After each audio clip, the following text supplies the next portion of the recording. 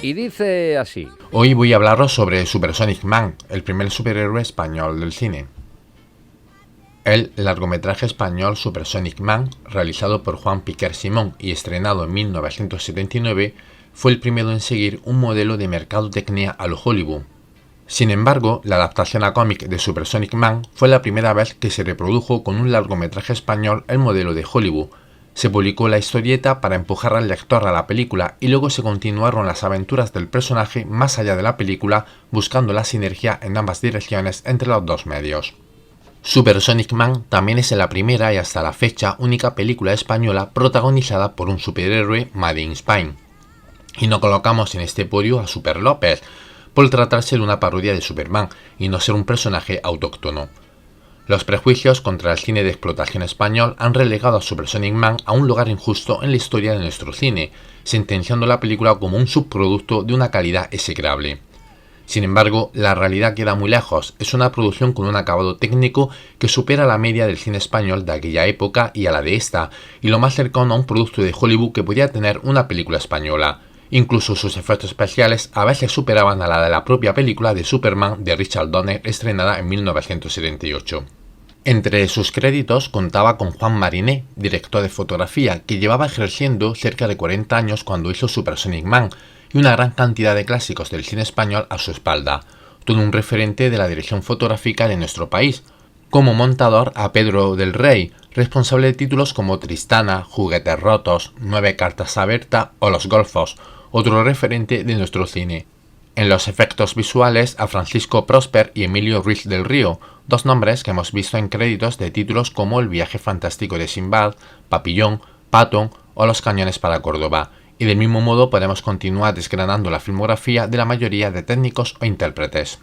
Juan Piquer no se puso al frente del proyecto con desgana y solo con el propósito de sacar adelante un subproducto para aprovechar el tirón de Superman estrenado un año antes. Se rodeó del mejor equipo que pudo y, a diferencia de cómo se hace cine hoy día en España, Piquer se hipotecó para sacar adelante la producción. Contando con un presupuesto bajo, logró un producto técnicamente superior a otras películas españolas que contaban con presupuestos 3 o 4 veces mayor, y su rendimiento en la taquilla, tanto nacional como internacional, fue espectacular, logrando una recaudación de 500 millones de pesetas.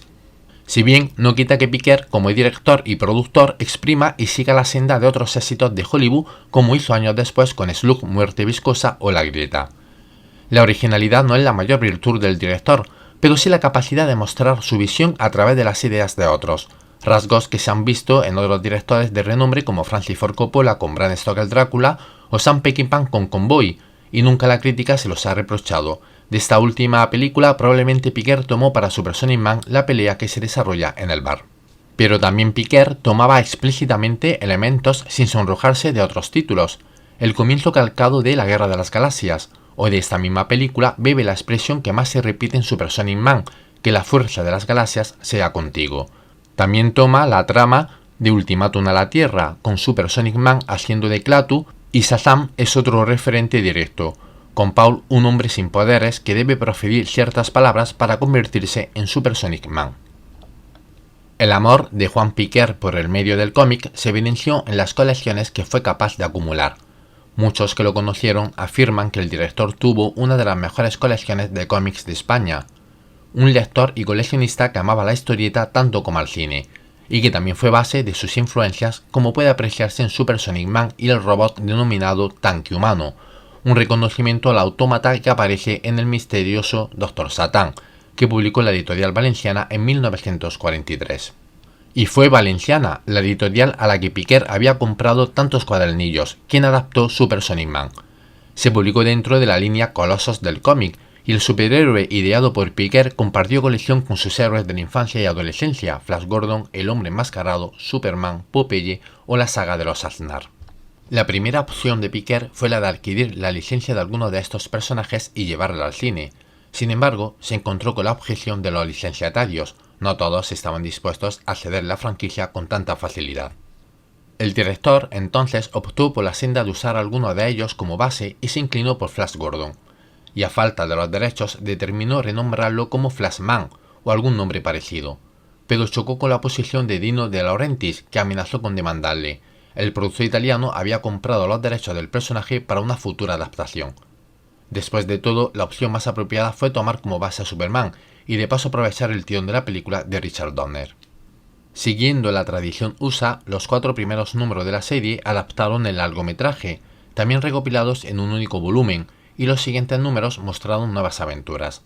La editorial en su decadencia contó con el valenciano José Sanchís, autor referente de la editorial y que en 1954 había creado uno de los personajes estrellas de Valenciana, Pumbi, que se estuvo publicándose hasta 1981. Ni el éxito de la película, ni la popularidad de Sanchís y tampoco el último coletazo de Valenciana antes de morir, asentado en la serie en su número 8, fue cancelada. Probablemente la pobreza de su propuesta, con una narrativa y estética, intencionada o no, que recordaba el estilo de las primeras historias de acción cómic, pero con una calidad de dibujo inferior, personajes de anatomía robotizada, decorados carentes de detalle y la incapacidad de su autor de mostrar una historia de carácter épico y ni siquiera de estar a la altura de la propia película, a pesar de tratarse de una adaptación fidedigna, fue la causa de la cancelación. Sanchís no fue capaz o no quiso de ofrecer ninguna aportación ni dotar a la obra de un sello personal, dando como resultado una historieta elaborada con el mínimo esfuerzo, fuera por la poca confianza que el autor tenía en el personaje o por una remuneración exigua. Las siguientes aventuras protagonizadas por Super Sonic Man tuvieron una calidad todavía inferior, dejando inviable la continuidad de la serie. Es complicado destacar alguna secuencia de la historieta, de hacerlo subrayaría todas las veces que el tanque humano se muestra. Da lo mismo que sea para generar un golpe cómico como cuando le da el fuego al vagabundo, para una escena de terror en el momento en que incendia la casa de Patricia o los enfrentamientos contra Super Sonic Man. El tanque humano es un elemento bizarre, tanto en el film como en la historieta, que nos da a entender que Super Sonic Man no es un cómic al uso de superhéroes y que sus autores quieren explotar la ciencia ficción pulp y no pugnar con los personajes al uso procedente de editoriales como Marvel o DC. Sí, señor, pues hasta aquí el expediente Z Zanonetti, el folio de Fran Ortega ha dicho expediente, ¿cuál es o cuál sería? Esto se puede considerar el tráiler de un futuro programa, lo dejo ahí. ¿Y el folio de Javier Sánchez, al expediente? Que, como decía Fran, no vamos a desvelar nada, pero, vale. Pero sabemos cositas, ¿no? Pero ya, para el que no tenga claro quién era o de qué iba Super Sonic Man, que se escuche el expediente Z de esta semana. Correcto.